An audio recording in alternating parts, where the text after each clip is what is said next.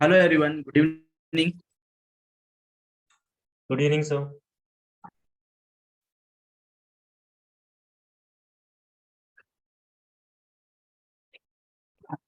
Good evening, Nandakishore sir.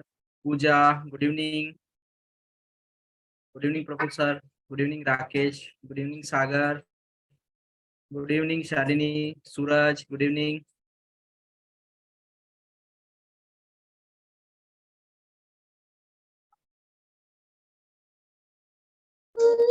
Good evening, Amol.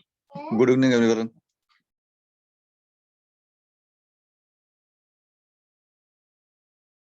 Good evening, Aditya. Good evening.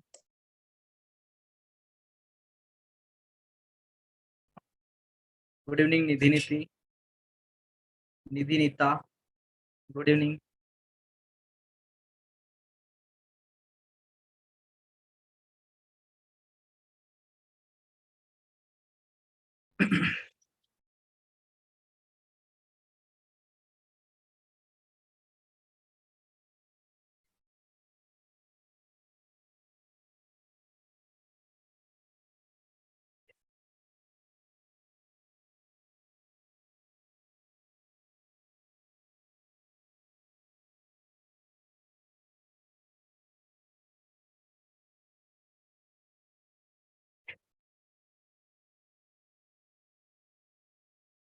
Good evening, Aarti.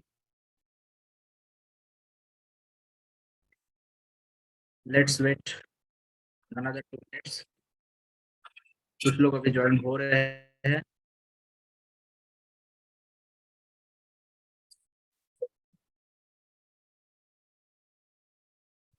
आज tools की activity हमने दी थी. Tools installation किसने किसने किया? प्लीज टाइप यस अगर आपने टूल्स इंस्टॉलेशन किया है तो. Yes, okay.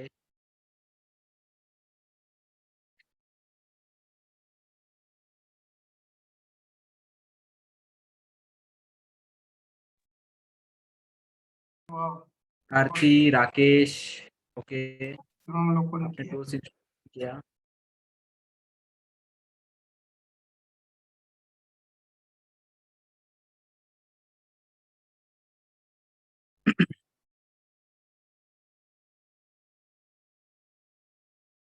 कुछ डिफिकल्टी लगी आपको? एक्चुअली ये बेसिक टूल्स है जो हमें सॉफ्टवेयर डेवलपमेंट में यूज करना है. हमने वहां पर जो कुछ वर्जन दिए हैं वो वर्जन इसलिए दिए हैं ताकि आपको प्रैक्टिस करने में हमारे साथ प्रैक्टिस करने में कोई परेशानी ना हो, क्योंकि हमारा जो प्रोजेक्ट है कुछ वो थोड़ा बहुत आपसे शेयर करेंगे. उसमें प्रैक्टिस में आपको कोई प्रॉब्लम ना आए, इसलिए हमने वर्जन लिख के दिया था.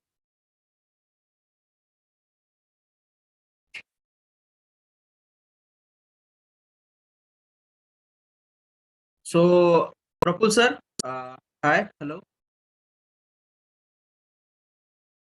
हाय अमोल साहब. हाय. यस, आप कंटिन्यू कीजिए. मैं ठीक. आपको पोस्ट बना रहा हूँ. Okay. Yes.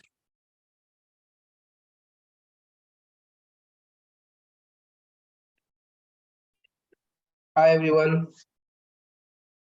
Good evening. Good evening. Good evening, sir. Good evening.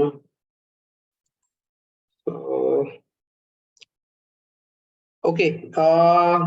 आपको कल यस्टरडे का सेशन कैसा लगा गाइस? मुझे थोड़ा सा फीडबैक चाहिए है यस्टरडे सेशन के रिगार्डिंग आपका. ठीक है, तो यस्टरडे सेशन को ही आगे करके कंटिन्यू करके मैं टूल्स के रिगार्डिंग आपको बताऊंगा. ठीक है, सब लोगों को यस्टरडे का सेशन अच्छा लगा? ठीक. किसी को डाउट है पुराने यस्टरडे के सेशन में, कल के सेशन में?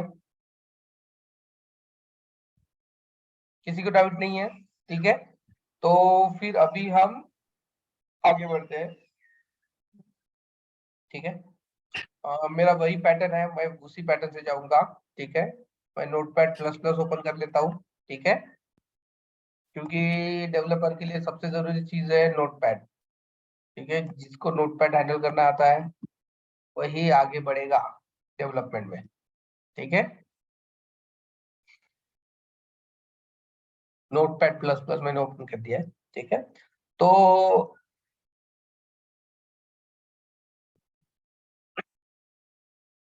सॉरी,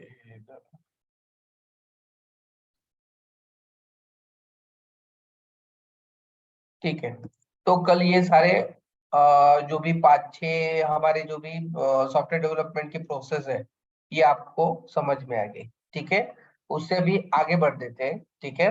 अभी हमें एक सॉफ्टवेयर डेवलप करना है, हमें प्रोसेस तो मालूम हो गई, ठीक है। हमें रिक्वायरमेंट गैदरिंग करनी है, टेक्नोलॉजी फाइंड करनी है, डेवलपमेंट करना है, कोडिंग करना है, उसके बाद टेस्टिंग करनी है और मेंटेनेंस करना है, ठीक है। ये सारी चीजें हमें मालूम होगी। हमने टेक्नोलॉजी भी फाइंड कर ली। अभी हमने टेक्नोलॉजी एज अ नोड.js, ठीक है, हमारी जो कंपनी में यूज करते हैं, इतनी सारी टेक्नोलॉजी हमें फाइनल करनी है। इनमें से एक टेक्नोलॉजी पर हम काम करेंगे यूज करके, ठीक है। ये हमने फाइनल कर लिया, ठीक है। अभी हम स्टार्ट कैसे करें, ठीक है। सबसे पहले हम हमारे पास जो प्रॉब्लम स्टेटमेंट आता है कि हम स्टार्ट कैसे करें, हम डेवलपमेंट कैसे स्टार्ट करें या रिक्वायरमेंट गैदरिंग कैसे करनी है, ये आपको पता चल गया है कहाँ पर करनी है। डॉक्यूमेंटेशन जो भी यूज होता है, क्या बोलते हैं, हमारा जो वर्ड यूज होता है उसके लिए हम वर्ड के फॉर्मेट में हम रिक्वायरमेंट गैदरिंग कर लेते हैं, ठीक है। टेक्नोलॉजी फाइंड आउट हो गया, डेवलपमेंट कहाँ पर करना है हमें, ठीक है, कोडिंग कहाँ पर करनी है, टेस्टिंग कैसे करनी है, मेंटेनेंस कैसे करनी है, ठीक है। इन सारी चीजों के लिए सॉफ्टवेयर डेवलपमेंट की प्रोसेस में कुछ टूल प्रोवाइड किए गए, ठीक है। कुछ टूल्स यानी उन टूल्स को यूज करके हम आगे डेवलपमेंट कर सकते हैं। अगर वो टूल्स हम यूज ना करें तो हमारी स्पीड कम हो सकती है, हमारा डेवलपमेंट का जो भी काम है वो स्लो हो जाएगा। हम जितना कम समय में हमें ज्यादा आउटपुट देना है वो नहीं पॉसिबल हो जाएगा, वो होगा। तो इसके लिए सबसे पहले टूल्स जरूरी है VS कोड, ठीक है। VS कोड में हम ज्यादातर विजुअल स्टूडियो कोड करके हमारे पास टूल है, ठीक है। इस टूल में ज्यादा से ज्यादा हम लैंग्वेजेस यूज कर सकते हैं डेवलपमेंट के लिए। तो सबसे पहले विजुअल स्टूडियो कोड में हम कौन कौन सी लैंग्वेजेस पे डेवलपमेंट कर सकते हैं ये मैं आपको बताऊंगा, ठीक है। VS कोड, ठीक है। VS कोड में हम Node.js की डेवलपमेंट कर सकते हैं, ठीक है। उसके बाद PHP की प्रोग्रामिंग की डेवलपमेंट कर सकते हैं, ठीक है। उसके बाद पाइथन पाइथन सबसे ज्यादा जो भी सबसे ज्यादा लैंग्वेजेस की डेवलपमेंट जो है, इट्स VS कोड टूल्स या एडिटर आप बोल सकते हैं या सॉफ्टवेयर बोल सकते हैं, कोई भी कुछ भी बोल सकता है इसको, ठीक है। नाम से कुछ रखा नहीं है, उसको कुछ भी बोलो आप, टूल्स बोलो, सॉफ्टवेयर बोलो। उसके बाद एडिट प्लस प्लस भी बोल सकते हो, एडिटर भी बोल सकते हो, सॉफ्टवेयर एडिटर भी बोल सकते हो VS कोड को। तो आप कुछ भी नाम दो, ठीक है। इस VS कोड का यूज करके हम Node.js का एप्लीकेशन डेवलप कर सकते हैं, PHP का एप्लीकेशन डेवलप कर सकते हैं, पाइथन, एंगुलर, ठीक है, आयोनिक आयोनिक उसके बाद रिएक्ट, ऐसे बहुत सारे हैं। ऐसे मैं ये सिर्फ 2-3 नाम यहाँ पर डाल रहा हूँ, ठीक है। बट ऐसे बहुत सारे जो भी लैंग्वेजेस है उन सभी का जो डेवलपमेंट है VS कोड एडिटर यूज करके किया जाता है। बट आपके मन में डाउट होगा, सर हमारे पास नोटपैड प्लस प्लस है, तो नोटपैड प्लस प्लस में भी तो काम हो जाता है, तो VS कोड की क्यों जरूरत पड़ी, ठीक है। तो इसका मैं सिंपल सा रीजन बताता हूँ कि VS कोड में सबसे ज्यादा सिंटैक्स जो है ना, रन टाइम हमें पता चल जाता है कि हमारा सिंटैक्स गलत है या सही, ठीक है। रन टाइम कंपाइल एरर्स मिल जाते हैं हमें, रन टाइम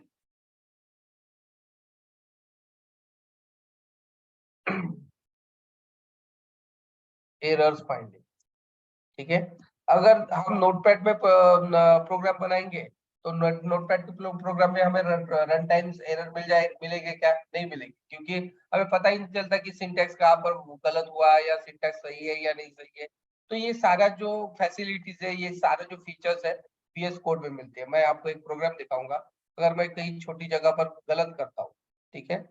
जैसे अभी ये एप्लीकेशन मेरा चालू है, ठीक है, और मैंने ये ओपन कर लिया, ठीक है। यहाँ पर कोड लिखा हुआ है मेरा, ठीक है। मैं यह कहीं ना कहीं से भी गलत कर लेता हूँ, ठीक है। या तो एक दिस डॉट सिंटैक्स, यहाँ पर मुझे ये वाला फंक्शन कॉल करना है और यहाँ पर मैंने गलती से fx करके डाल दिया। तो यहाँ पर ये डायरेक्टली उसने डाल दिया कि इस तरीके का कोई भी जो कोड है इस क्लास में अवेलेबल है, तो उसके नीचे उसने एरर दे दिया। तो ये रन टाइम एरर बताने की जो प्रोविजन है ये VS कोड में है, विजुअल स्टूडियो कोड, ये जो हम यूज करते हैं। ठीक है, तो इतना आपको लोगों को समझ में आ गया VS कोड क्यों यूज करते हैं। ठीक है, इसमें बहुत सारे एक्सटेंशन है, आप कोई भी एक्सटेंशन ऐड कर सकते हो। जैसे मैंने आयोनिक, एंगुलर, इसका किया है, PHP का डाल सकते हो आप, पाइथन का डाल सकते हो। ठीक है, PHP डिबग कर सकते हो, PHP जितने भी उसके एक्सटेंशन है वो ऐड करके आप वहां पर directly code run time compile, run time उसका एरर फाइंड आउट कर सकते हो और वो रिजॉल्व कर सकते हो। ये फैसिलिटी जो है वो VS कोड प्रोवाइड करता है। ठीक है,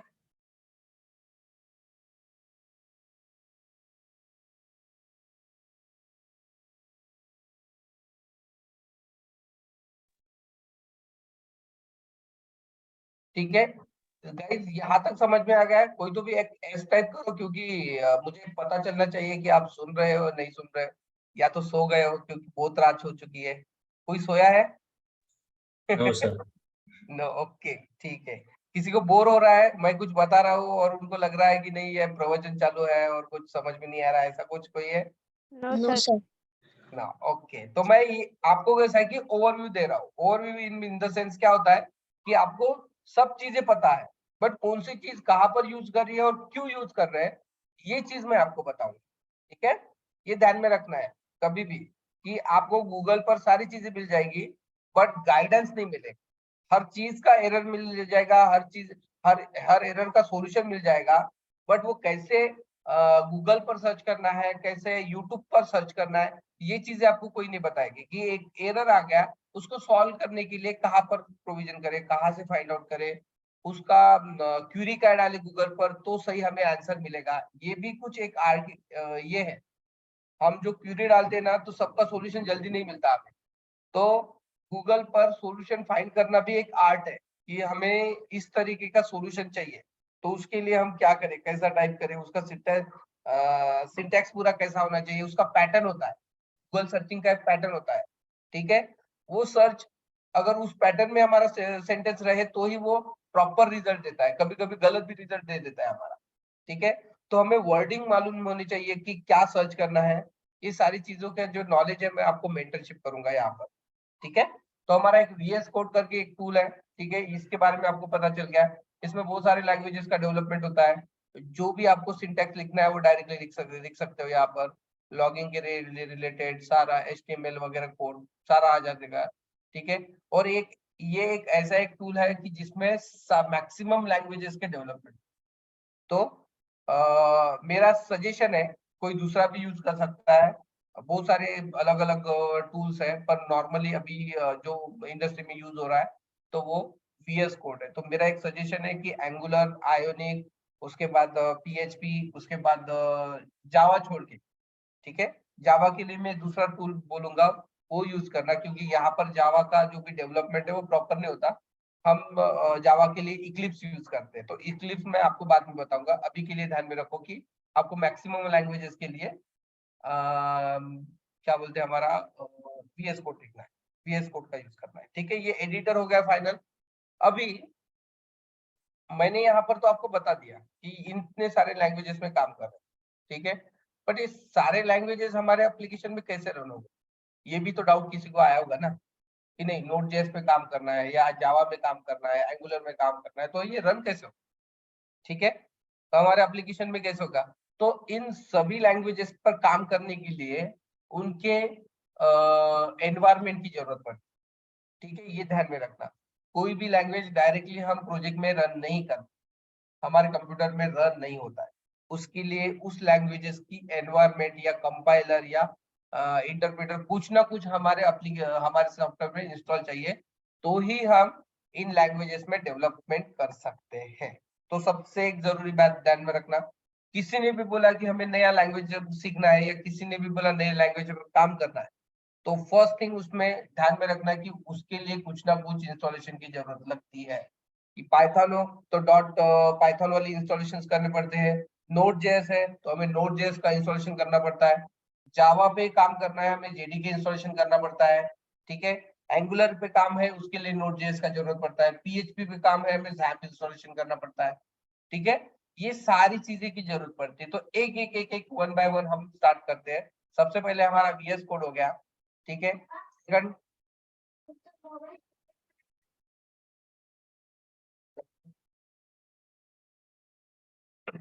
ठीक है, वीएस कोड हो गया हमारा। सेकंड थिंग है हमारा,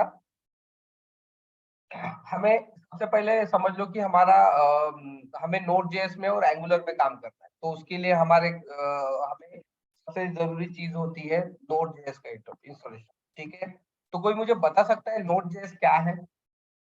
किसी के पास नॉलेज है नोड.जेएस? सबने नोड.जेएस सुना होगा, क्या है नोड.जेएस करके? तो फ्रेमवर्क। ठीक है, मैं लिख लेता हूँ फ्रेमवर्क। कोई दूसरा बंदा बोल सकता है क्या है ये?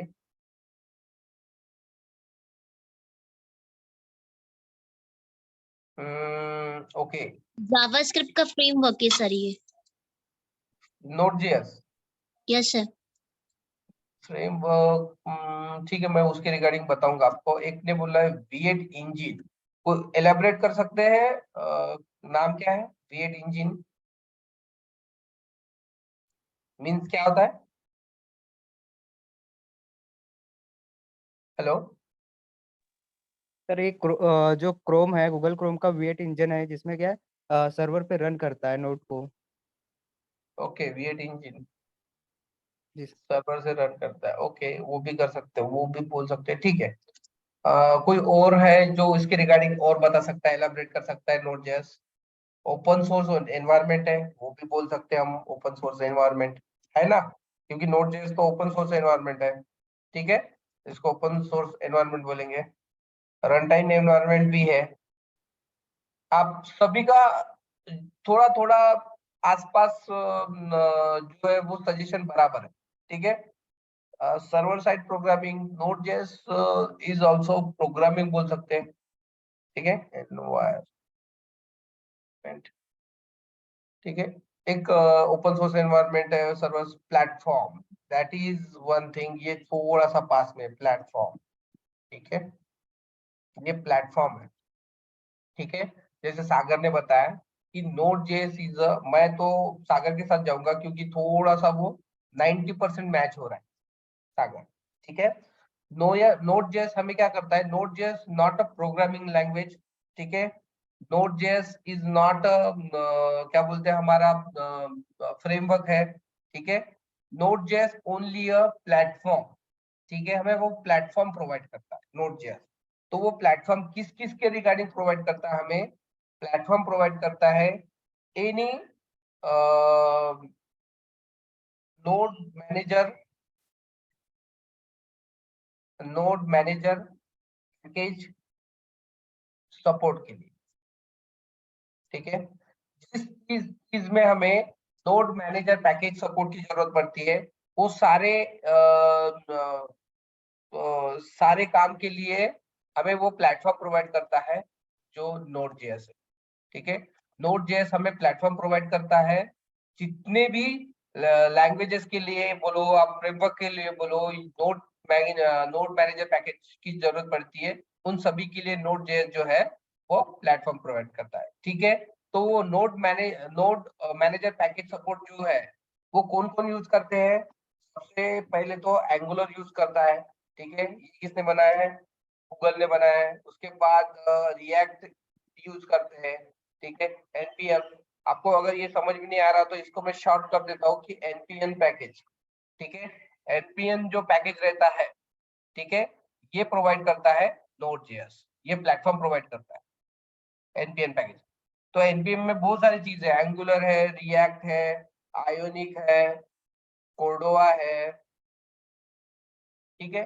ये सारे टेक्नोलॉजी बोल सकते हो, फ्रेमवर्क बोल सकते हो, उसके रिगार्डिंग ये प्लेटफॉर्म प्रोवाइड करता है नोड.जेएस, ठीक है। ये यहाँ तक समझ में आ गया।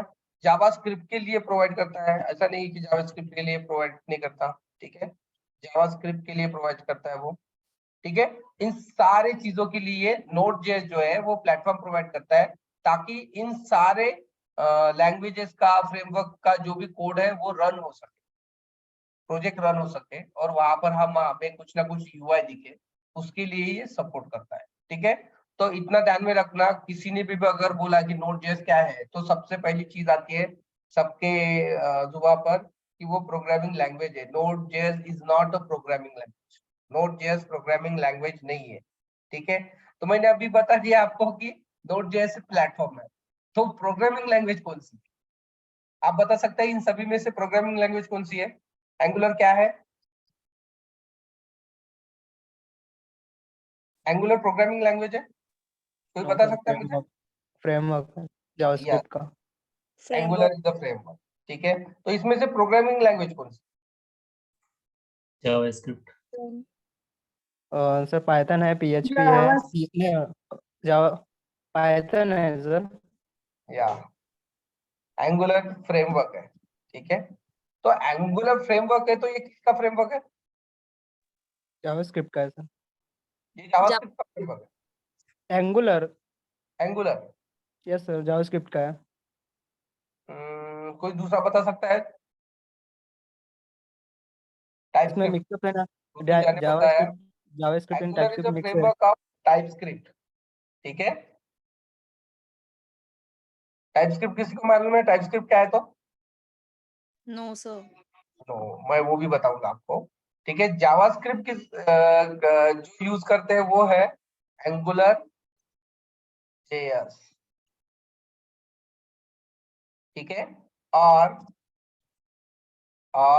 जेक्वेरी। ठीक है, ये जो है जेक्वेरी और एंगुलर जेएस है वो जावास्क्रिप्ट फ्रेमवर्क। समझ में आ गया? But angular is not a JavaScript framework, angular is a TypeScript framework. ठीक है, ये ध्यान में रखना, ये दो चीजों में बहुत सारे कंफ्यूजन होता है। ठीक है, सबको लगता है कि angular is a JavaScript framework. ठीक है, तो एंगुलर जावास्क्रिप्ट का फ्रेमवर्क नहीं है, एंगुलर इज अ टाइपस्क्रिप्ट। आपने सुना होगा कि एंगुलर 2+ पूरा डेवलपमेंट जो है टाइपस्क्रिप्ट लैंग्वेज। ठीक है, तो अभी मुझे आप सब लोग बताओ कि टाइपस्क्रिप्ट और जावास्क्रिप्ट में क्या फर्क है? कोई बता सकता है मुझे? सर इसका टाइपस्क्रिप्ट इज मॉडिफाई करके एडवांस बना है, वर्जन इसमें ऑफ क्या है, जावा। एरर टाइप स्क्रिप्ट में एडवांस है जी, तो इसमें क्या है, एरर पकड़ा जाता है, कंपाइल होता है तो। ओके, ये भी बराबर चीज है, ये गलत नहीं है। ठीक है, और कोई स्ट्रांगली बता सकता है? क्योंकि क्या होता है, हमारे पास नॉलेज होता है बट सिमिलरिटी जैसे 70% करेक्ट, 50% करेक्ट, 30% करेक्ट, ऐसा नहीं चाहिए मुझे। मिनिमम 90-95% करेक्ट चाहिए वो चीज। TypeScript is a front end, JavaScript is a front and he है, क्योंकि ये फ्रंट एंड लैंग्वेज ही है। JavaScript scripting language. ठीक है, scripting language, but TypeScript is programming language. Near about आप बराबर हो सूरज। ठीक है, प्रोग्रामिंग लैंग्वेज है, ये थोड़ा बहुत मैच हो सकता है। ठीक है, बट दोनों स्क्रिप्टिंग लैंग्वेज ही है। ठीक है, क्योंकि एक मैं चीज आपको बताऊंगा कि TypeScript is the advance version of JavaScript. ठीक है, तो ये आप नहीं बोल सकते कि अगर स्क्रिप्टिंग लैंग्वेज के ऊपर जो डेवलप होने वाली लैंग्वेज है वो प्रोग्रामिंग लैंग्वेज होती है। ठीक है, तो मैं इसको टाइपस्क्रिप्ट को एज अ स्क्रिप्टिंग लैंग्वेज ही कंसीडर करता हूँ, मैं उसको प्रोग्रामिंग लैंग्वेज कंसीडर नहीं करता। ठीक है, क्योंकि अगर जावा के बेस पर कोई अगर लैंग्वेज बनती है तो वो प्रोग्रामिंग लैंग्वेज होगी, बट स्क्रिप्टिंग लैंग्वेज के ऊपर कोई भी लैंग्वेज बनती है तो वो हम प्रोग्रामिंग लैंग्वेज नहीं बोल सकते। ठीक है, क्योंकि ये फ्रंट एंड पे ही एग्जीक्यूट होती है, टाइपस्क्रिप्ट इज बैक एंड पे एग्जीक्यूट नहीं होती, तो इसकी वजह से हम उसको प्रोग्रामिंग लैंग्वेज नहीं बोलेंगे, उसको स्क्रिप्टिंग लैंग्वेज ही बोलेंगे। ठीक है, तो यहाँ पर देखिए जो जावास्क्रिप्ट और टाइपस्क्रिप्ट के मैक्सिमम जो सजेशन है आपने सब लोगों ने बता दिया। ठीक है, तो निखिल ने एक बताया है कि टाइपस्क्रिप्ट आल्सो उप्स लैंग्वेज। ठीक है, ये 90% के आसपास है। टाइपस्क्रिप्ट में ज्यादातर क्लास और ऑब्जेक्ट की जो भी चीजें हैं वो यूज करते हैं, इसके वजह से टाइपस्क्रिप्ट जो है वो मैक्सिममली जावास्क्रिप्ट से बेटर है। क्योंकि आगे आपने पुरानी बात सुनी होगी। ठीक है, सी लैंग्वेज आ गई, फिर सी लैंग्वेज कुछ दिन बाद चली नहीं, क्योंकि उसको उसमें ऑब्जेक्ट ओरिएंटेड के कंसेप्ट नहीं थे, तो उसके बाद C++ आई, तो C++ जो है वो आगे चल के बहुत चली, ठीक है। उसी तरह अभी ये जावास्क्रिप्ट का प्रॉब्लम आ रहा था। जावास्क्रिप्ट जो है मेथड ओरिएंटेड लैंग्वेज है, तो जावास्क्रिप्ट को ओवरकम करने के लिए, जावास्क्रिप्ट में ज्यादा से ज्यादा फीचर्स डालने के लिए टाइपस्क्रिप्ट लैंग्वेज का इम्प्लीमेंटेशन है, और उसमें हम ऑब्जेक्ट ओरिएंटेड प्रोग्रामिंग ऊप्स के कंसेप्ट ज्यादा यूज करते हैं, ठीक है। बट फुल्ली ऑब्जेक्ट ओरिएंटेड नहीं है टाइपस्क्रिप्ट, ये आप ध्यान में रखें। अभी तक जो एंगुलर 15 तक जो भी अपडेट आए टाइपस्क्रिप्ट के, वहां तक अभी तक वो फुल्ली ऑब्जेक्ट ओरिएंटेड नहीं है। फुल्ली ऑब्जेक्ट ओरिएंटेड और पार्शियली ऑब्जेक्ट ओरिएंटेड में आपको ध्यान रखना है, ठीक है। फुल्ली ऑब्जेक्ट ओरिएंटेड में सारे पॉलीमॉर्फिज्म, इनहेरिटेंस, इंटरफेसेस वगैरह, ये सारी चीजें यूज होती है, उसको बोलते हैं फुल्ली ऑब्जेक्ट ओरिएंटेड। बट अभी भी टाइपस्क्रिप्ट में बहुत सारी ऐसी चीजें हैं जहां पर ये चीजों का यूज नहीं होता। इसके वजह से TypeScript is a partially oops concept oriented language, ठीक है। इतना ध्यान में रखो, ठीक है। तो यहाँ तक समझ में आ गया हमें नोड.जेएस की कहाँ पर जरूरत पड़ती है। उसके बाद नोड.जेएस में कौन कौन से पैकेजेस की हम सपोर्ट मिलता है, उसमें कौन कौन से लैंग्वेजेस पर हम काम कर सकते हैं, ये चीज आपको सब पता चल गई, ठीक है। उसके बाद अभी यहाँ पर एक देखो, कभी कभी बोलते हैं कि नोड.जेएस में हमने डेवलपमेंट, एक लैंग्वेज है नोड.जेएस, तो हमने नोड.जेएस में डेवलपमेंट किया मीन्स हम जावास्क्रिप्ट पे काम कर, नोड.जेएस पे काम नहीं कर रहे, हम जावास्क्रिप्ट प्रोग्रामिंग पे काम कर रहे हैं, ये ध्यान में रखना, ठीक है। तो यहाँ पर नोड.जेएस का डेवलपमेंट मीन्स जावास्क्रिप्ट का या टाइपस्क्रिप्ट का डेवलपमेंट हो रहा है। नोड.जेएस कोई लैंग्वेज नहीं है कि हम उस पे काम करें। Node js is a platform for development of any framework using JavaScript और टाइपस्क्रिप्ट, ठीक है। जावास्क्रिप्ट और टाइपस्क्रिप्ट यूज करके इन सारे फ्रेमवर्क में काम करने की जो भी प्रोविजन प्रोवाइड करता है वो है नोड.जेएस, ठीक है। नोड.जेएस हमें टूल्स की जरूरत पड़ती है। उसके बाद अगर नोड.जेएस किसी को देखना है तो गूगल पे टाइप करो, नोड.जेएस इंस्टॉल करो, और किसी के लैपटॉप में अगर नोड.जेएस है तो वो चेक कर सकता है कि नोड.जेएस का वर्जन कौन सा है, ठीक है। इंस्टॉलेशन होने के बाद node-v करके डाला तो वो वर्जन मिल जाता है, जो भी वर्जन वो नोड.जेएस का यूज कर रहा है, ठीक है। ये प्लेटफॉर्म है प्रोवाइड करता है। और उस नोड.जेएस इंस्टॉलेशन करने के बाद हम एंगुलर वगैरह यूज करते हैं, ठीक है। एंगुलर, आयोनिक वगैरह, NPN, node manager, package manager कौन सा है, तो वो अगर चेक करना है तो हम वो भी चेक कर सकते हैं, ठीक है, कौन सा वर्जन यूज कर रहा है। तो ये सारी चीजें सपोर्ट जो है ये प्रोवाइड होती है हमें नोड.जेएस के अंदर, ठीक है। और उसके बाद का टूल है हमारा, अभी हमने डेवलपमेंट कर लिया है, ठीक है। जावास्क्रिप्ट में या एंगुलर में हमने डेवलपमेंट कर लिया, एक फाइल बना ली, ठीक है। ये सारी चीजें यहाँ पर हमने कोड लिख लिया, एंगुलर का कोड लिख लिया, जावास्क्रिप्ट का, नोड.जेएस का कोड लिख लिया। अभी यहाँ पर प्रॉब्लम क्या होता है, सबसे जरूरी चीज आपको बताता हूँ कि किसी भी कंपनी को यहाँ पर बड़ी जगह पर आगे चल के प्रोग्रेस करना है तो सबसे जरूरी चीज का यूज होता है वो है टीम वर्क, ठीक है। अगर किसी कंपनी में टीम वर्क नहीं है तो वो कंपनी फ्यूचर में ग्रो नहीं करेगी। एक अकेला आदमी जो रहता है कंपनी का, कोई भी अकेला आदमी कंपनी नहीं चला सकता, उसके लिए टीम की जरूरत पड़ती है। तो वो टीम की जरूरत पड़ती है, तो अगर मैंने एक कोड लिख लिया ये वाला, अभी मैं अकेला इस कोड पर काम कर रहा हूँ, तो टीम वर्क कहाँ से आ गया, ठीक है। अगर हमें टीम वर्क में काम करना है तो क्या होता है कि अभी मैं काम करूंगा तो आधे दिन तक दूसरा बंदा बैठ के रहेगा और वो काम करेगा तो मैं बैठ के रहूंगा, और उसके बाद हम फाइल शेयर करके वो कोड मर्ज कर लेंगे, ये प्रॉब्लम हो रहे थे, ठीक है। तो उसको ओवरकम करने के लिए हमारे इंडस्ट्री में इंट्रोड्यूस हुआ है वर्जन कंट्रोलिंग टूल, ठीक है। वर्जन कंट्रोलिंग,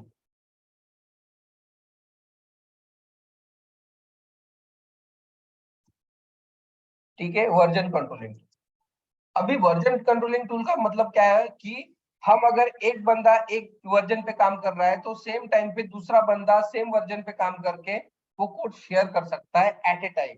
जैसे अभी 2 सेकंड में एक कोड लिख लिया तो वो कोड डायरेक्टली कमिट करके दूसरा बंदा उसी पर काम कर सकता है, इसका मतलब होता है वर्जन कंट्रोलिंग टूल। तो ये वर्जन कंट्रोलिंग टूल कौन कौन से है, गिटहब है, ठीक है, गिटहब है, एसवीएन है, ठीक है। हमारी कंपनी में ज्यादातर हम गिटहब यूज करते हैं, एसवीएन ज्यादातर यूज नहीं करते, क्योंकि इसके लिए सर्वर लगता है, ये सर्वर पर इंस्टॉलेशन करता है। और गिटहब जो है वो ओपन सोर्स अवेलेबल है सम एम्प्लॉय के साथ, कुछ एम्प्लॉयज हम यूज कर सकते हैं, सारे लोगों को ये फ्री और ओपन सोर्स नहीं मिलता है, ठीक है, कंपनी को खरीदना पड़ता है। तो गिटहब जो है वहां पर जितना भी हम काम करेंगे उतना कोड शेयर करेंगे, और अगला बंदा उस पर सेम, यहाँ पर सेम प्रोजेक्ट पर काम कर सकता है एट टाइम, और जो भी कोड है वो एक दूसरे के साथ शेयर कर सकता है। इससे क्या होता है, टीम वर्क में काम बढ़ जाता है, काम ज्यादा हो जाता है, ठीक है। इसके लिए गिटहब वगैरह यूज करते हैं, ठीक है। यहाँ तक सबको समझ में आ गया है गिटहब क्यों यूज करते हैं, ठीक है। मैं वो भी बता देता हूँ गिटहब कहाँ पर रहता है, ठीक है। अगर मेरे पास ये देखो गिटहब डेस्कटॉप है, ठीक है। तो गिटहब डेस्कटॉप में अभी ये एप्लीकेशन है, इसमें हिस्ट्री में मिल जाता है कि मैंने कब कब काम किया और दूसरे बंदे में कब कब काम किया। आदित्य जो है वो कब काम कर रहा है। उसके बाद दूसरा प्रोजेक्ट है ये इसमें हिस्ट्री मिल जाती है कि किसने कब कब काम किया है, यहाँ पर एफाज ने कब काम किया है, राजन ने कब काम किया है, ठीक है, इसकी हिस्ट्री मिल जाती है। मैं कब काम कर रहा हूँ, सेम टाइम पर दूसरा बंदा काम कर रहा है, वो कोड डायरेक्टली मुझे मिल जाता है, ठीक है। तो ये गिटहब की फैसिलिटी है। इसको अपलोड कैसे करना है ये भी हम आपको बताएंगे। गिटहब का यूज जो है सबसे ज्यादा जो यूज है वो कहाँ पर आता है, कमिट कैसे करते हैं, पुल कैसे करते हैं, ये सारी चीजें मैं आपको बताऊँ, ठीक है। तो ये ध्यान में रखना गिटहब क्या होता है, ये टूल्स इंस्टॉलेशंस वगैरह आपको करने हैं, ठीक है। ये टूल्स इंस्टॉलेशन करने के बाद आपको और ज्यादा क्लैरिटी आएगी। मैं तो सिर्फ ओवरव्यू दे रहा हूँ कि कौन कौन से टूल यूज होते हैं, ठीक है। उसके बाद मैं जावा के लिए जो है वो इक्लिप्स करके टूल्स है वो यूज करता हूँ ज्यादातर, क्योंकि वो मुझे पसंद है जावा डेवलप। तो इक्लिप्स हम डाउनलोड कर सकते हैं ऑनलाइन से, ये ज्यादातर लोगों को मालूम होगा, कुछ किसी किसी को मालूम नहीं है इक्लिप्स। कोई ऐसा बंदा है जिसको इसके इक्लिप्स नहीं मालूम?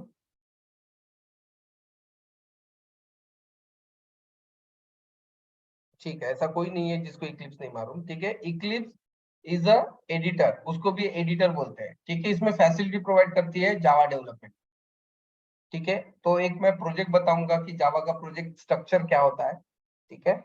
यहाँ पर एंगुलर का छोटे बहुत लोगों को मालूम होगा, मैं ओवरव्यू दे रहा हूँ, इस वजह से मैं फास्ट जा रहा हूँ, ठीक है। 1 घंटे में बहुत सारी चीजें आपको बतानी है, क्या है टूल्स कैसे यूज होते हैं, तो इस वजह से मैं एक स्पीड अप में सारी चीजें बता रहा हूँ, ठीक है।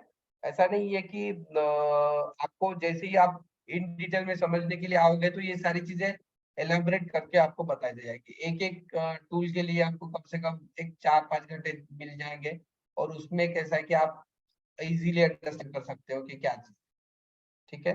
जैसे देखो मेरे पास इक्लिप्स है, ठीक है।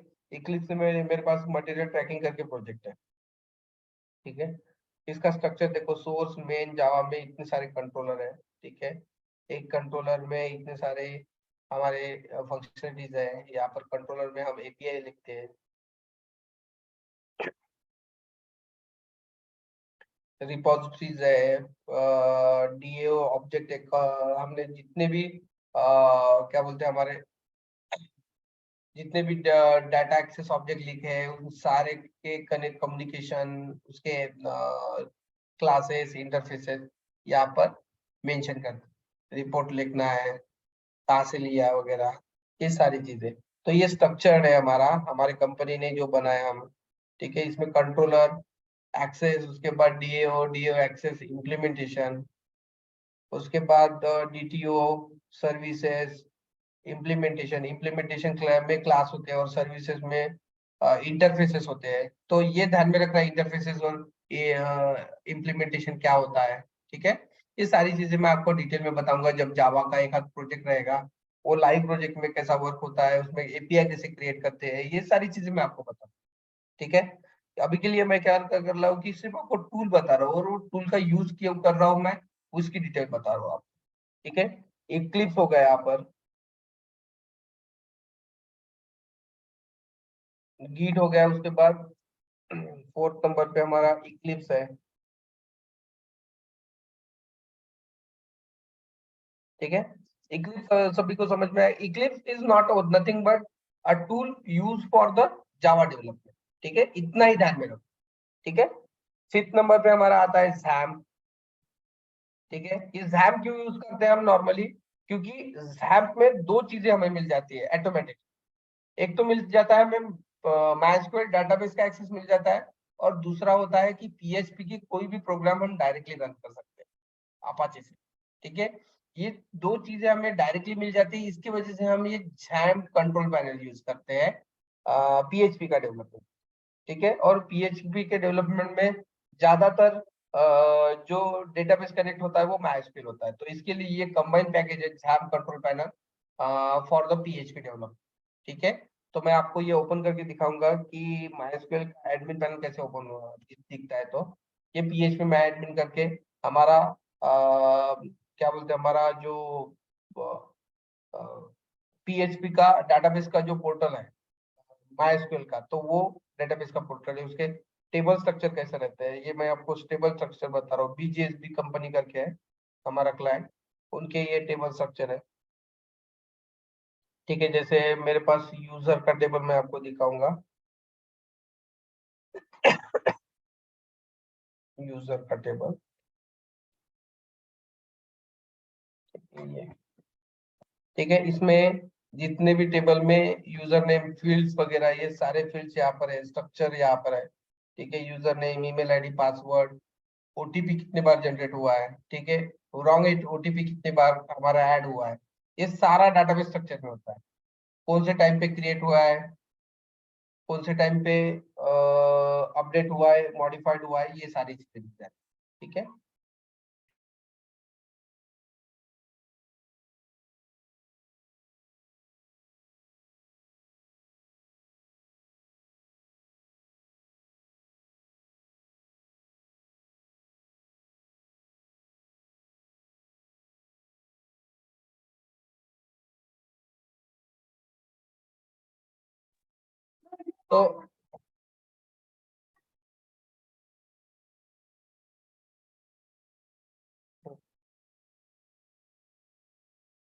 तो ये डाटाबेस का स्ट्रक्चर है, टेबल स्ट्रक्चर। तो ये टेबल स्ट्रक्चर हम जब प्रोजेक्ट बनाते हैं ना उस टाइम पे हम क्रिएट करते हैं।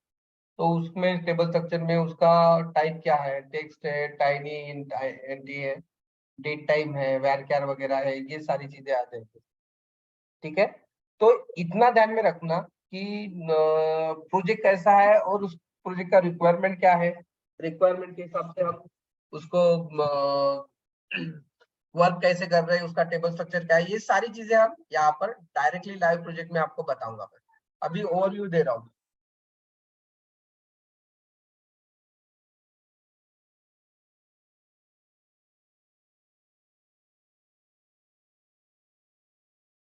ठीक है, इतना समझ में आ गया सब लोगों को, कोई यस टाइप कीजिए। ठीक है, यहाँ पर हमने 5 टूल ऐड कर लिए इसमें। ठीक है, नोटपैड प्लस प्लस में XAMPP हो गया हमारा। XAMPP में हमें जो प्रोविजन मिलती है मैं आपको ये बताऊंगा। XAMPP में MySQL, ठीक है, और अपाचे। ठीक है, ये दो इसकी प्रोविजन मिल जाती है। ठीक है,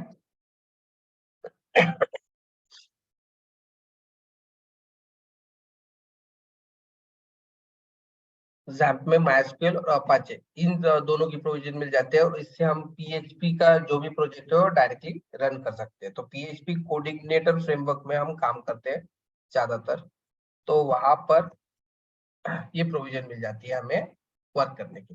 XAMPP टूल हो गया हमारा। ठीक है, उसके बाद के जो भी टूल्स है, 2 मिनट एक बार टूल्स देख लेता हूँ कुछ, अगर जस्ट अ मिनट।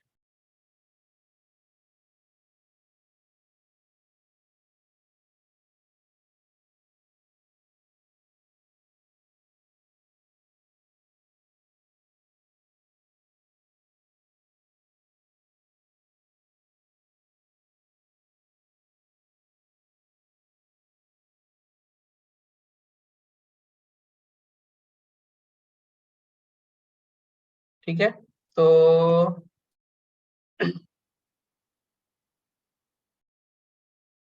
नॉर्मली कैसा होता है कि ये डेवलपमेंट के टूल है। ठीक है, बट अभी समझ लो कि हमारे पास कुछ ऐसे टूल है जो कम्युनिकेशन के लिए चाहिए होते हैं, ठीक है। कम्युनिकेशन इन द सेंस कि हम कुछ डेवलपर को टास्क दे रहे और वो टास्क उनको अंडरस्टैंड होना चाहिए, ठीक है।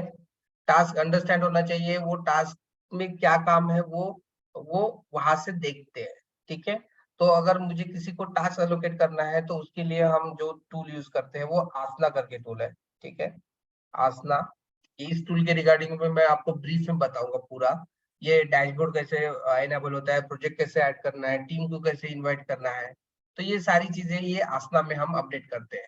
जो भी प्रोजेक्ट के रिगार्डिंग वर्क है, डिस्क्रिप्शन डालना है, अगर समझ लो कि मुझे एक टास्क एलोकेट करना है, किसी को भी एक टास्क ऐड करना है, ठीक है। जैसे मेरे पास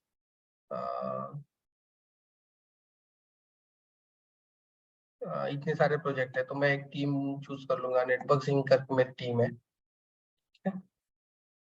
सॉरी मेरा वर्क स्पेस है, क्योंकि मैं बहुत सारी कंपनी के साथ काम करता हूँ तो इसकी वजह से मेरे वर्क स्पेस में बहुत सारे ये ऐड होते हैं, ठीक है। तो मैं अभी सिंगुलर इसके लिए बताता हूँ, जो भी प्रोजेक्ट हम स्टार्ट कर रहे हैं उसके लिए। तो अगर समझ लो कि चेस एप्लीकेशन के चेस एप्लीकेशन ये हमारा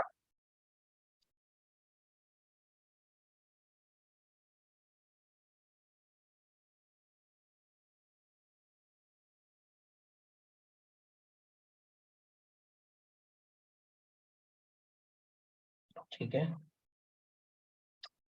सॉरी गाइस, ये थोड़ा सा बीच में आ रहा है तो इसको साइड में कर देता हूँ, ठीक है। और ये आ गया इधर बाजू में, ठीक है। तो जैसे चेस एप्लीकेशन है, तो चेस एप्लीकेशन के अंदर अगर मुझे कुछ ऐड टास्क करना है कि न्यू नोटिफिकेशन पेज करके, ठीक है, किसी को बनाने के लिए देना है कि नोटिफिकेशन पेज बनाना है हमें करके, ठीक है। नोटिफिकेशन पेज ये बनाना है,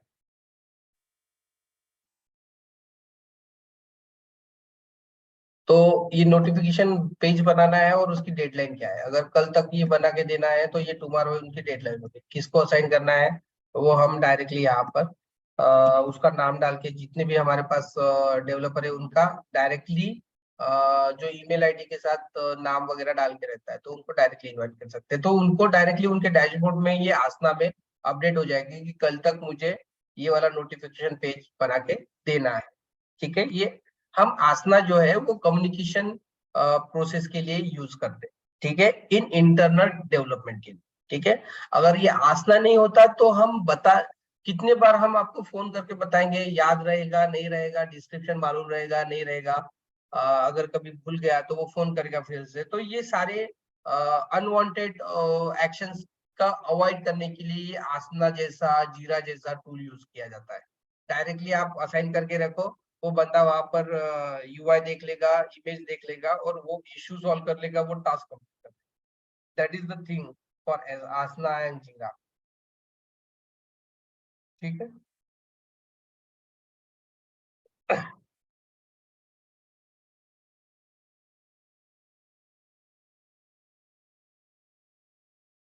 उसके बाद ग्रेडल वगैरह है जो हम यूज करते हैं। हमारे जो भी एंड्रॉइड के एंड्रॉइड के लिए हमारा एंड्रॉइड क्या बोलते हैं, सॉरी, एंड्रॉइड एपीके बनाने के लिए हम ये ज्यादातर यूज करते हैं, ठीक है। जैसे देखो ये मैंने एक मुझे एक एपीके बनाना है तो मैंने यहाँ पर एक सिंटैक्स डाल रही है आयोनिक कोर्डोवा बिल्ड एंड्रॉइड करके। तो ये एपीके बिल्ड करने के लिए जिसका भी सपोर्ट लगता है वो सपोर्ट प्रोवाइड करता है ग्रेडल करके एक टूल है, ठीक है। इसको इंस्टॉल करना पड़ता है हमारे सॉफ्ट सिस्टम में। तो अगर वो ग्रेडल टूल हमारे यहाँ पर इंस्टॉल होता है तो ही हम एंड्रॉइड एप्लीकेशन या एंड्रॉइड एपीके जनरेट कर सकते हैं, ठीक है। एंड्रॉइड एपी के लिए जरूरी, एपीके के लिए जरूरी, ठीक है। तो ये ध्यान में रखना आपको, ग्रेडल जो है सबसे जरूरी रहता है एंड्रॉइड एपीके जनरेट करने के लिए, ठीक है। 6 नंबर। उसके बाद आपको जेडीके मालूम है, सॉरी 7 नंबर। उसके बाद मालूम है जावा डेवलपमेंट के लिए हमें जेडीके की इंस्टॉलेशन लगता है, ठीक है, जेडीके। तो ये जेडीके आप नॉर्मली भी इंस्टॉल कर सकते हो। जेडीके क्यों लगता है, क्या उसका इंस्टॉलेशन करने के बाद क्या वहां पर हम कैसे चेक करते हैं, ये सारी चीजें मैं आपको बाद में बताऊंगा। क्योंकि क्या क्या होता है, डेवलपमेंट के टाइम पर अगर ये चीजें बताई जाए तो ये ध्यान में रहती है। मैं सिंपली आपको बता रहा हूँ कि अभी के लिए आप सिर्फ टूल इंस्टॉलेशन पर ध्यान दीजिए, ठीक है। उसका डेवलपमेंट, उसका यूटिलाइजेशन कैसे करना है वो हम आपको आगे चल के बताएंगे। अगर हमारे सिस्टम में जावा ऑलरेडी इंस्टॉल्ड है तो आपको चेक कैसे करना है, तो वहां पर डाल के आप चेक कर सकते हो, ठीक है। तो इससे आपको मालूम पड़ जाएगा कि आपके कंप्यूटर में जावा इंस्टॉल्ड है या नहीं, ठीक है। तो ये मेरे इसमें मैंने कल ही निकाल दिया, तो इसके वजह से यहाँ पर मिल नहीं रहा, ठीक है। जावा मिल रहा है क्योंकि कंपाइलर मैंने निकाल दिया है, ठीक है।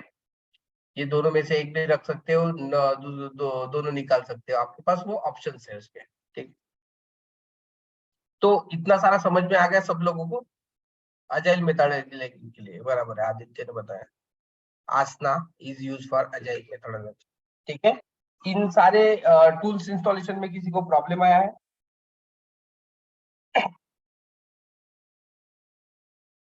कोई ऐसा है जो इन टूल्स के रिगार्डिंग और थोड़ा सा ब्रीफ में, क्योंकि क्या होता है, मैं आपको एक सिंपली एक चीज बताता हूँ कि सबसे ज्यादा प्रॉब्लम होता है ये सारे टूल्स जो ऐड टूल्स है इंस्टॉलेशन, ठीक है। ओके, प्रॉपर वर्जन नहीं मिले एग्जाम का, ओके ओके ठीक है। तो मैं एक काम करता हूँ, आप सभी के लिए एक प्रोवाइड कर देता हूँ प्रॉपर वर्जन। तो अभी हमारा जो डेवलपमेंट चल रहा है वो नोड में, नोड ये कॉपी कर लो आप सब लोगों मतलब, ठीक है। नोड वर्जन जो है वो है मैं जो यूज करता हूँ वो बता रहा हूँ आपको। वर्जन 14.17 पॉइंट समथिंग, ये 2 या 3, कोई तो भी ले लो, ठीक है। एक्स एक्स यानी इसके बाद का कोई भी चलेगा, ठीक है। नोड वर्जन जैम्प आपको 7, जैम्प जो है वो 7.4.x ले लो, ठीक है। जैम्प का वर्जन। और किसी को कुछ चाहिए? हाँ, ग्रेडल इंस्टॉल करने के लिए आपको सिर्फ क्या करना है, ग्रेडल डैश बीन करके कुछ भी फाइल आती है, जिप फाइल मिलती है, ग्रेडल जिप फाइल, ठीक है। इस ग्रेडल जिप फाइल को डाउनलोड करना है, ठीक है, और सी ड्राइव में डालना है सिर्फ, ठीक है। सी ड्राइव ग्रेडल को, ठीक है, डाउनलोड करके सी ड्राइव में डालना है। और उसका जो पाथ है, पाथ वो एनवायरमेंट वेरिएबल में ऐड करना है, वेरिएबल में, ठीक है। एनवायरमेंट वेरिएबल में ऐड करना है, जो जैसे जावा का करते हैं वो। आप अगर गूगल पर टाइप करोगे ना तो वो भी चीज मिल जाएगी आपको कि ग्रेडल का पाथ कैसे सेट करना, ठीक है, एनवायरमेंट वेरिएबल। तो ये चीज आप ध्यान में रखना, ठीक है। तो वो बीन का पाथ रहना चाहिए, ग्रेडल बीन फोल्डर का, ठीक है, ग्रेडल बीन फोल्डर, ठीक है। इतना समझ में आ गया? और कुछ डाउट है किसी को?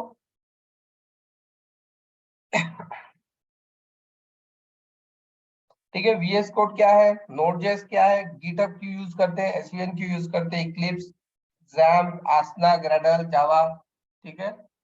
और ये सारी चीजें और इन डिटेल्स आपको नॉलेज में मिलेगा, इन डिटेल्स मैं आपको पूरा बताऊंगा, क्योंकि हम एक एक इस पर कम से कम 2-2, 3-3 दिन काम करने वाले हैं। हम वीएस कोड अभी से स्टार्ट किया तो 6 महीने तक हम वीएस कोड यूज करने वाले हैं। तो आप ध्यान में रखना कि 1 घंटे में अगर हमें 1% नॉलेज मिलता है तो 6 महीने में कितना नॉलेज मिल जाएगा इसका, ठीक है। XAMPP फर्स्ट डे से हम यूज करने वाले हैं, उसके बाद Node.js फर्स्ट डे से यूज करते हैं, ओके। MySQL कैसा है कि MySQL के दो ऑप्शन है, एक तो आप MySQL यहाँ से डाउनलोड करके इंस्टॉल करो, MySQL अपना इंस्टॉलर मिल जाता है, ठीक है, MySQL से साइट से, MySQL साइट से, ठीक है। तो वहां से डाउनलोड करो। अगर वो डाउनलोड करते हैं तो आप ZAMP इंस्टॉल मत करो। ZAMP में से वो, बट मेरे ख्याल से क्या होता है कि MySQL जो इंस्टॉलेशन है ना, वो इसकी साइड से करो ही मत, वो अनइंस्टॉल कर, ठीक है। ये जो MySQL है वो इंस्टॉलेबल वाला अनइंस्टॉल कर लो और उसके बाद ZAMP इंस्टॉल करो, ये आपका प्रॉब्लम सॉल्व हो जाएगा, ठीक है। मैं, और मेरी सबसे एक जरूरी चीज है सबको बताने का, एक मेरा ये है कि आप जब इस कंपनी से जुड़ रहे हो और इस कंपनी के लिए काम कर रहे हो ना, तो आपका जो भी लैपटॉप है हमारे हिसाब से कॉन्फ़िगर करो। आप अगर किसी और चीज के लिए वो लैपटॉप यूज करते तो वो हेवी डेवलपमेंट हो जाएगा, क्योंकि हमारे पास डेवलपमेंट बहुत हेवी है। जैसे आपको एंड्रॉइड एपीके भी बनाना है आपके लैपटॉप में, तो आपके बाकी का लोड झेल नहीं पाएगी हमारा लैपटॉप, ठीक है। तो इतने सारे इंस्टॉलेशन में हमारे ही काम के लिए वो लैपटॉप हो जाएगा। आपको अगर दूसरा कुछ उसमें करना है तो छोटे से इसमें डालो, और कॉन्फ़िगरेशन जो है हमारे टूल्स के हिसाब से करो उसका, ठीक है। अगर कोई दूसरी चीज उसको हैम्पर कर रही है तो वो अनइंस्टॉल कर दो, बाद में डालो उसको हमारा सेटअप पूरा होने के बाद, ठीक है। हमें ZAMP में टॉमकैट की जरूरत नहीं है, ठीक है। इंस्टॉलेशन करते टाइम पे वो उसको आप अनचेक भी कर सकते हो, अनचेक, ठीक है।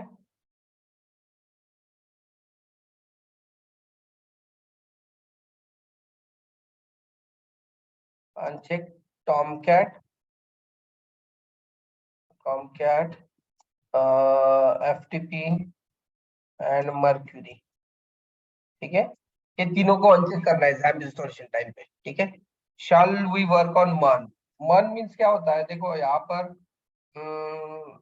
एक्सप्रेस है, ठीक है, मोंगोडीबी है, एक्सप्रेस है, उसके बाद रिएक्ट है, और लास्ट में आता है नोड, ठीक है। मंच में हम उसमें रिएक्ट में नहीं काम करते, हम मीन में काम करते हैं, ठीक है, मीन डेवलपमेंट, ठीक है।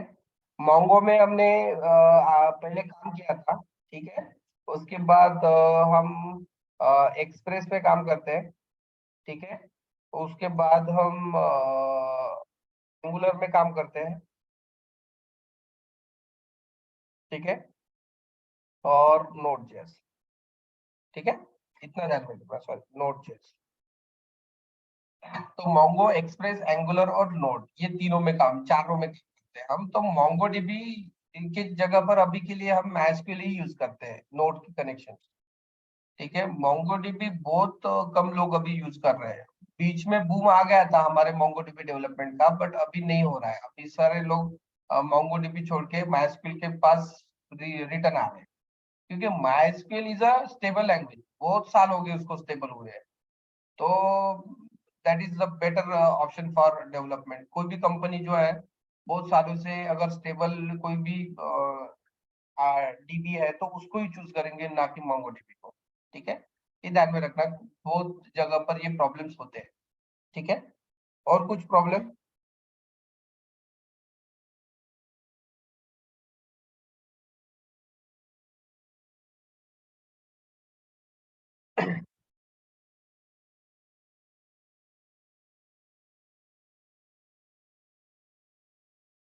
ठीक है, ओके। और कुछ है तो एक 2 मिनट पूछ लो। तो Amol sir, over to you. Thank you Praful sir. Thank you. किसी को कुछ डाउट है अभी भी? हमारे what is साथ the tools use of installation आपको postman? करना है, जो भी वर्जन हमने बताया है आपको, वर्जन Hello. ढूंढने में अगर आपको कुछ प्रॉब्लम हो रही है तो हम कुछ लिंक प्रोवाइड कर देंगे आपको। Hello, sir. हेलो, हाँ Nikhil. So what is the use of postman? Okay, postman, ठीक है। मैं पोस्टमैन के रिगार्डिंग अब बता देता हूँ, ठीक है। पोस्टमैन नॉर्मली हमें एपीआई टेस्टिंग के लिए यूज होता है। एपीआई मालूम है किसी को? ठीक है। एपीआई जो होता है ना, तो सबसे पहले डेवलपमेंट जो होती थी ना, वो डायरेक्टली लैंग्वेजेस के, प्रोग्रामिंग लैंग्वेजेस से होती थी, ठीक है। अगर आप डॉट नेट ही यूज कर रहे हैं तो पूरे एप्लीकेशन में डॉट नेट यूज होना चाहिए, ठीक है, जावा यूज कर रहे हैं तो पूरे एप्लीकेशन में जावा यूज होना चाहिए, नहीं तो हमारा काम ही नहीं होता था। बट अभी क्या करते हैं, हम आधा डेवलपमेंट जावा में करते हैं, आधा डेवलपमेंट जो है वो एंगुलर में करते हैं, आधा डॉटनेट में करते हैं, ठीक है, आधा डॉटनेट में करते हैं, ठीक है। तो इन सारे आधे आधे जो भी टेक्नोलॉजीज को जोड़ने का काम जो करता है ना, वो करता है एपीआई, ठीक है। इंटरेक्शन, एक के साथ दूसरा, दूसरे के साथ तीसरा, ऐसा कम्युनिकेशन का काम करता है एपीआई, और वो एपीआई होता है जेसन फॉर्मेट, ठीक है। यहाँ तक सबको समझ में आ गया एपीआई क्या है और जेसन क्या है, इतना समझ में आ गया सबको, ठीक है। इससे आगे बढ़ता हूं मैं। तो एपीआई हम क्या करते हैं कि एपीआई जेसन फॉर्मेट में सभी फ्रंट एंड टेक्नोलॉजी को, स्क्रिप्टिंग टेक्नोलॉजी को प्रोवाइड करते हैं, ठीक है, स्क्रिप्टिंग टेक्नोलॉजी, ठीक है। स्क्रिप्टिंग टेक्नोलॉजी मीन्स जो भी जावा स्क्रिप्ट है, ठीक है, एंगुलर है, रिएक्ट है, उसके बाद और भी बहुत सारे फ्रंट एंड के स्क्रिप्टिंग टेक्नोलॉजीज है, वो क्या करते हैं कि दिस एपीआई कंज्यूम और वो यूआई पर उसको डिस्प्ले करते हैं, ठीक है। बट ये यूआई पर डिस्प्ले करने से पहले अगर हमें ये एपीआई प्रॉपर है या नहीं है वो चेक करना है, तो उसके लिए हम वो पोस्टमैन यूज करते हैं, ठीक है। अभी मैं यहाँ पर आपको बताऊंगा, ठीक। तो पोस्टमैन में डाटा कैसे मिलता है,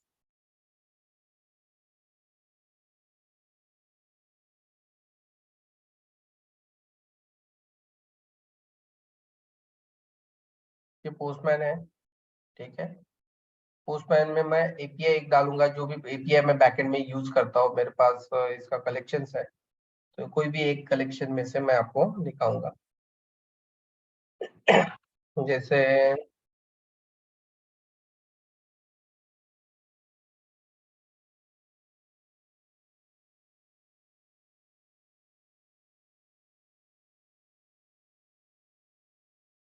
सॉरी थोड़ा हेवी हो रहा है ये,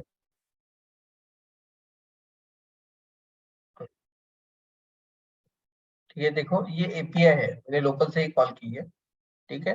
इस एपीआई का रिस्पांस क्या आने वाला है वो हम इसमें चेक करने वाले हैं, तो मैं अभी इसको सेंड करूंगा, ठीक है। इसका रिजल्ट क्या आता है वो देखते हैं। देखो यहाँ पर रिजल्ट आ गया उसका, पूरा जेसन फॉर्मेट में उसकी लिस्ट आ गई। तो ये एपीआई हमारा स्टेटस ओके आ गया, ठीक है, कितने मिली सेकंड में उसका डेटा मिला है हमें, ठीक है, ये सारी चीजें यहाँ पर मिल जाती है।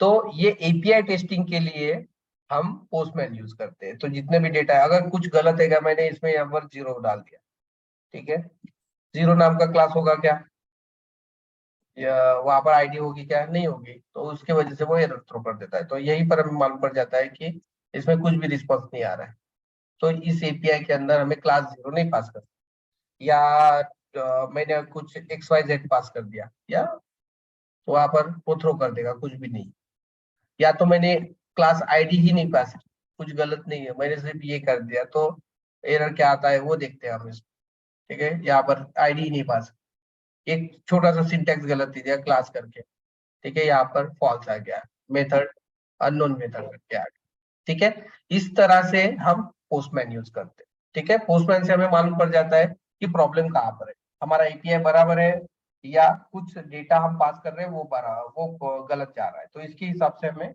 डिटेल मिल जाए, ठीक है। समझ में आ गया यहाँ तक? आई थिंक निखिल ने बोला, निखिल अंडरस्टैंड? इसको और डिटेल में मैं आपको आगे चल के बताऊंगा, क्योंकि sir. इसका बहुत यूज है। पोस्टमैन इज अ ओशियन, ठीक है, कहाँ कहाँ पर यूज करना है आप बहुत जगह पर यूज कर सकते, ठीक है। ओके गाइस, अमोल सर आप कंटिन्यू कर सकते हो। Thank you Praful sir. Thank you. So आपको बहुत सारे चीजों का नॉलेज मिला होगा आज। Yes sir. सो आप आज का सेशन आपको कैसे लगा? एक्चुअली टूल्स में भी बहुत सारी चीजें सीखने लायक है। मतलब खाली टूल्स इंस्टॉलेशन कर लेने से कुछ नहीं होता, उसके बारे में डिटेल नॉलेज भी हमें होना चाहिए। ये चीज हमें आज सीखने को मिली है। सो क्या कहते हो आप? अगर टाइप यस अगर आपको आज का सेशन अच्छा लगा है। थोड़ा फास्ट हो गया मैं मानता हूँ।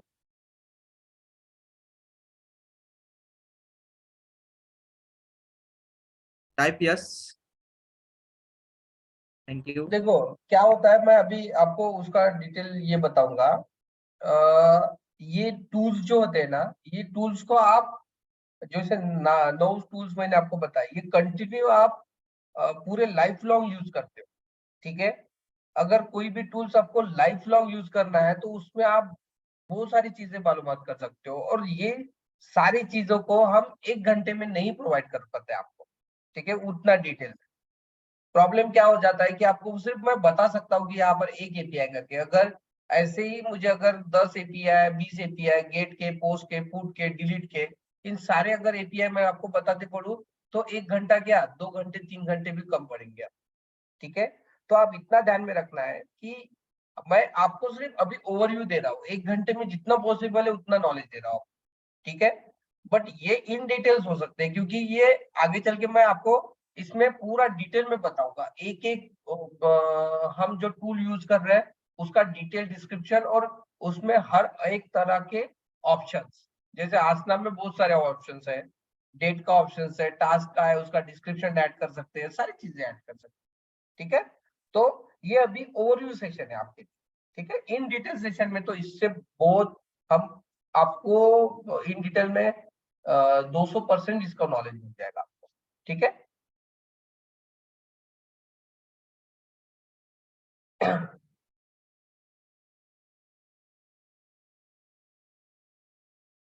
क्योंकि देखो अभी ये चीजें जो है ना, VS कोड, नोट जेएस, ये आप लाइफ लॉन्ग यूज करोगे। जैसे ही डेवलपमेंट में आप एंट्री करोगे ना, अभी इस साल से चालू करोगे तो कम से कम 20-25 साल VS कोड में ही काम करोगे आप। जिस चीज में आप 25 साल से काम करोगे, उस चीज को आप 1 घंटे में कैसे सीख पाओगे? 1 घंटे में उसका पूरा नॉलेज कैसे आएगा आपको? उसके बाद नोट जेएस पे अगर मीन या मन पे कुछ काम करना है तो नोट जेएस तो आपको लाइफ लॉन्ग लगेगा, उसका प्लेटफॉर्म के बिना आप काम ही नहीं कर पाओगे। तो ये एक छोटी सी चीज को कितने 1 घंटे में कितना सीखोगे? 1 घंटे में नहीं है, इसके सिर्फ 10 मिनट में कितना सीखोगे आप? तो ये चीज आपको कंसिडर करनी पड़ेगी कि ओवरव्यू में आपको अगर समझ लो कि 3% या 4% भी आ गए ना तो वो बहुत है आपके लिए। ओवरव्यू में आपको समझ में आया 3-4%, तो मुझे तो लगता है कि कोई भी ऐसा बंदा नहीं है जिसको 20-30% से कम समझ में आया हो।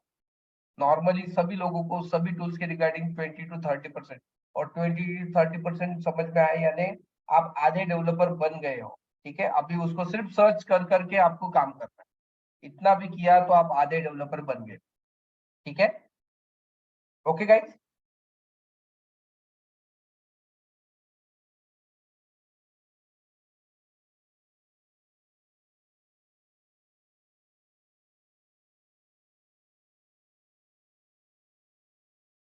Thank you Praful sir.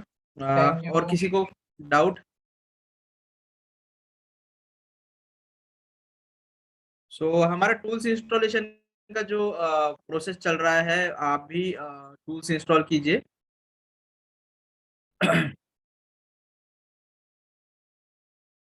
तो जो भी टूल्स में प्रॉब्लम आएगी आपको, हम उसमें भी हेल्प करेंगे आपको, और एक छोटा सा डेमो प्रोजेक्ट भी हम आपसे शेयर करेंगे। सो मिलते हैं कल इसी समय में। तो चलिए, bye bye, good night.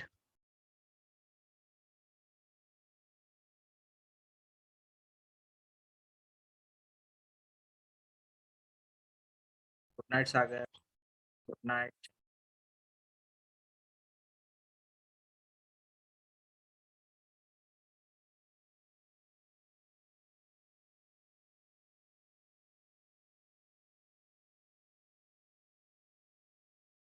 Good night all of you. Good night sir. Thank you.